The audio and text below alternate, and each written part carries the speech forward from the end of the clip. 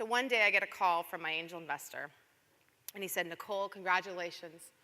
Tonight you need to go and celebrate. Go out and buy yourself a bottle of wine, invite your friends over.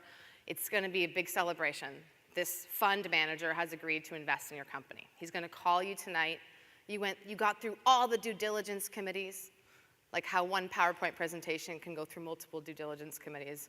Still not really sure to this day, but you got through all the diligence. They love your hockey stick.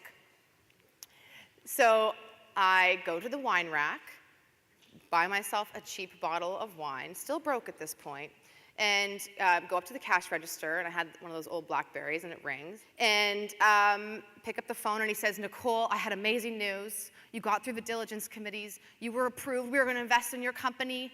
You would love the hockey stick. Market's so big. But unfortunately, we got a call from Ottawa. So the only place worse than Bay Street in this country is Ottawa, right? We got a call from Ottawa, and Ottawa says, this individual, he's been in the industry a really long time, 40 years. He is an industry expert. If you Google him, he is the guy that knows everything about this industry. And he says that your industry is actually in this little pocket of the economy that's completely exempt from digitization. So it will never change. And unfortunately, we have that on the file, and even though you got through diligence, we have to back out. I know, that's how I felt too. So I turned around and I bought myself another bottle of wine. And ever since then, I've been on this mission to prove this Ottawa man wrong.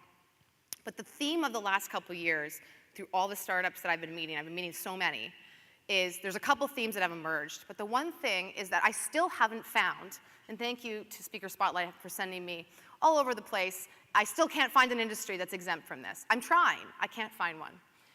Even government is digitizing, even government. So my theory is that I still cannot find an industry that's exempt from this change that we're seeing, this digitization. And so when I was in grade 11 physics, maybe I was a 17-year-old girl, I learned about Moore's Law and as it related to the semiconductor industry, about this exponential change. But I had no real idea how to conceptualize that. I heard this story about a pilgrim that was traveling through somewhere in rural India. He was a great chess player, and he challenged the king to a game of chess. The king says, I'm the best chess player in the land. He says, no problem. If I win, I just want 1 grain of rice for the first square on the chessboard, and then I want it doubled for every square after. So of course the king loses, and the pilgrim comes up to get his prize. And the handlers start pouring the rice on the chessboard, and the first row is nothing. Nothing happens, the rice still stays in the squares. Second row, third row, the rice starts to pile out. It's the last 2 rows in the chessboard that none of us have thought about. It's that exponential change, the impact that exponential change can have. And so I think the exciting part, or the part that's going to hit these sectors we haven't thought about, are those last 2 rows in the chessboard.